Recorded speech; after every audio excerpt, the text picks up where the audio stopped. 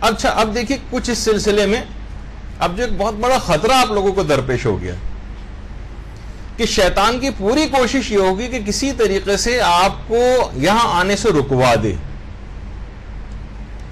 مختلف بہانے ہوں گے, کچھ مصروفیات ہوں گی, کچھ کے پریکٹیکلز نکل آئیں گے, کچھ کی فلاں کلاسز شروع ہو جائیں گی, کچھ کے مثلا والدین ناراض ہونے لگیں گے, تم تو وہاں جا کر بیٹھ جاتی ہو, گھر کا کام کون کرے گا, شوہر حضرات جو ہیں وہ ناراض ہونے لگیں گے. تو اب بہت سارے اس طرح کی چیزیں ہوں گی کہ کام بیچ میں ادھورا نہ کہیں رہ جائے. یہ مجھے ایک بہت بڑا خوف ہے. دیکھیے بہت ساری چیزیں ایسی ہیں کہ اگر کسی کا ارادہ ہے, کوئی آ گیا کہ مثلا چلیں سوزوکی کی سواری کریں گے, سیر کریں گے روزانہ, یہ اگر کسی کی نیت ہے تو ایک میرا مشورہ ہے, جن کا ایسا کوئی ارادہ ہو کہ ہم بیچ میں چھوڑ دیں گے, چلیں ابھی تو آ گئے, سہیلی نے ایڈمیشن لیا تھا تو ہم نے بھی لے لیا, اور بعد میں کبھی کسی دنیاوی وجہ کی وجہ سے آپ نے علم دین کے سلسلے کو ترک کیا.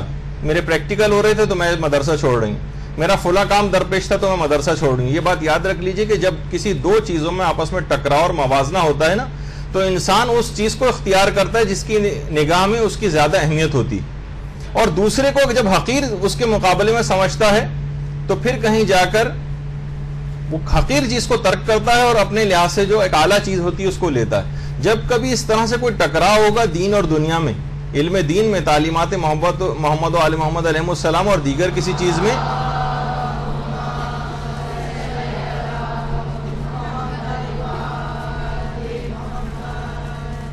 تو کیا ہوگا؟ جب کبھی ایسا ہوگا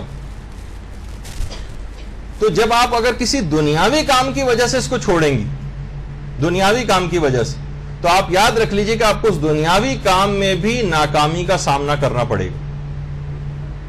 یہ میں ابھی سے آپ کو بتا رہا ہوں. تو اگر کسی کو چھوڑنا تو ابھی سے چھوڑ جائے تاکہ کم سے کم اس دنیاوی کام میں اسے کوئی نقصان نہ پہنچے. لیکن یہ علم دین کے ساتھ ایسا ہو جاتا ہے, کیونکہ ایسا آپس میں جب بھی کبھی تقابل ہوتا ہے, کسی ایک کا انتخاب کرنا ہوتا ہے, اور آپ نے علم دین چھوڑ کے کسی اور چیز کا انتخاب کیا, اب اس کام میں بھی کبھی یہ بات یاد رکھ لیجئے کہ کامیاب نہیں ہو سکتی. جب بھی کہا جاتا ہے جو خواتین والی بات آپ نے سنی کہ پیٹ کی بہت ہلکی ہوتی ہیں اور بولتی بہت ہیں, اسی وجہ سے بہت سے افراد نے کارٹون بھی ڈیزائن کیا کہ جناب ایک سیٹ بیلٹ اگر ایسی بنا دی جائے جو آپ کے سامنے ہے تو اس سے بھی بہت ایکسیڈنٹ کم ہو جاتے ہیں. خیر, اچھا اب ایک مسئلہ یہاں پر جیسے کہ ابھی میں کہہ رہا تھا, وہ حج کے سلسلے میں بھی بہت سارے لوگ حج واجب ہونے کے بعد بھی کیوں حج پہ نہیں جاتے؟ اس وجہ سے نہیں جاتے کہ ابھی میرا فلاں چیز ہے, ابھی مجھے مثلا بیٹی کی شادی کرنی ہے, ابھی میرے امتحانات ہو رہے ہیں, ابھی مثلا فلاں چیز ہے. تو یہاں تک کہ کتنی روایات میں امام ائمہ کی طرف سے یہ بات آئی ہے کہ اگر کوئی شخص کسی دنیاوی کام کی وجہ سے حج کو ترک کرے گا تو سارے حاجی حج کر کے واپس آ جائیں گے, تب بھی اس کا وہ دنیاوی کام نہیں ہو سکے گا جس کی وجہ سے اس نے حج کو ٹالا تھا اور ترک کیا تھا. تو بہرحال یہ تمام چیزیں ایسی ہیں کہ جس کا آپ کو بہت زیادہ خیال رکھنا ہے. جس کو چھوڑنا ہے وہ بہتر ہے کہ ابھی سے چھوڑ جائے, ورنہ بہت سارے افراد ایسے بھی ہیں کہ جب ہم نے بہت پہلے آپ لوگوں سے, آج سے تقریباً 10-11 سال پہلے, سب سے پہلے یہاں پر لڑکوں کا مدرسہ شروع کیا تھا. لڑکیوں کا تو ہمارے دماغ میں تھا بھی نہیں, ہم چاہتے تھے کہ نوجوان لڑکوں کے سلسلے میں قائم کریں. تو لوگوں کا کانسیپٹ دیکھیے, انٹر کے امتحانات ہونے کے بعد ہم نے یہاں پہ مدرسہ شروع کیا تھا, اور انٹر کے امتحانات ختم ہو گئے اور اس کے بعد پھر یہاں پر انہوں نے ایڈمیشن لیا.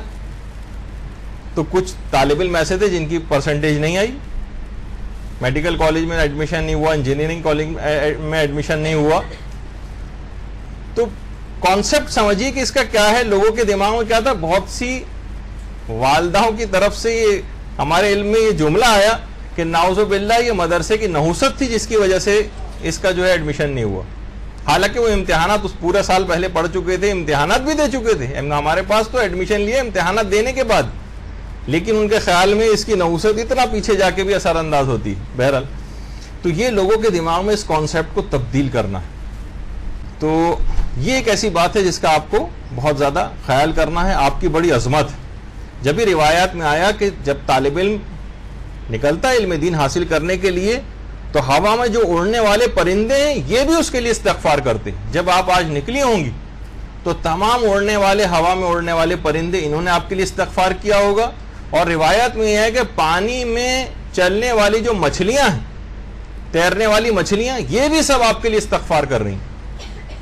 اور اس کے اندر آپ نے سن ہی لیا تھا اس دن بھی مولانا غلام علی وزیری جو پہلی جو کلاس آپ کی لحاظ سے ہوئی تھی، اس تقریب کے اندر جو ان کی گفتگو ہوئی تھی، انہوں نے یہی کہا تھا نا کہ فرشتے آپ کے قدموں تلے پروں کو اپنے بچھاتے ہیں. تو آپ کی بڑی عظمت ہے، بڑی اہمیت آج کے بعد سے ہو گئی.